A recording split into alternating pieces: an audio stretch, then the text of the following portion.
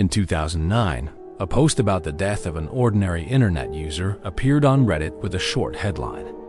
But this simple post would become the first piece in a conspiracy that would unfold over the years. Soon after, a strange website called Lake City Quiet Pills appeared, claiming to simply distribute aspirin to the elderly. But those who examined the site noticed something was off. Encrypted messages were hidden in the source code. Some of these messages, disguised as job postings, mentioned armed escorts, nighttime operations, and large payments. And oddly enough, they were posted just before major events around the world. Who were these people? Did a secret group really exist? Or were we all part of a much bigger game? Religion of Peace, or his real name Milo, was a longtime user on Reddit, mostly active in forums where the tone was direct, sometimes even hostile. He spoke in short, sharp, and insulting sentences, and usually left a harsh or cold impression. He seemed older than most users, with a no-nonsense attitude and the kind of discipline that suggested a military background. He never talked much about his personal life, but the way he responded to certain topics, especially those related to weapons, logistics, or combat zones, made it clear he'd seen more than most. He used the handle Religion of Peace, which was ironic given how often he talked about conflict, violence, and control. And then one day, he died. Or at least, that's what someone posted.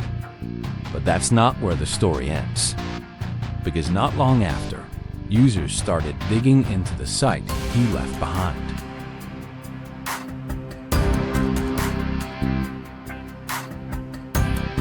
After the news of Milo's death spread, most users moved on. But a few didn't. They started looking into his profile history, the links he had shared, the things he'd hinted at. That's when they found the website. At first glance, it looked like just another outdated website, nothing particularly eye-catching or suspicious.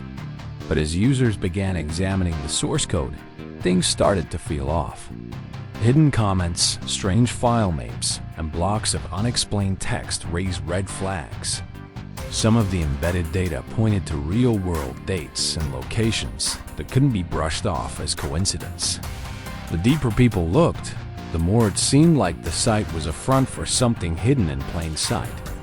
As the investigation continued, users discovered snippets in the source code that resembled job postings, though not the kind you'd find on a typical classified site.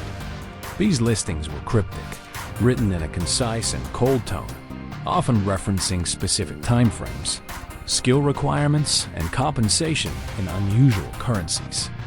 A striking number of them specifically requested applicants with a military background, as if the tasks required a particular kind of training or operational experience. While there was no direct admission of what these jobs entailed, their wording suggested they weren't ordinary gigs. So what was Lake City Quiet Pills really about? According to the deeper analysis of the hidden messages and timelines, many believe this wasn't just a hoax. The cryptic language, job listings, and timestamps all point to something else, a covert network. Some internet users traced job posts that seemed to appear before major global events.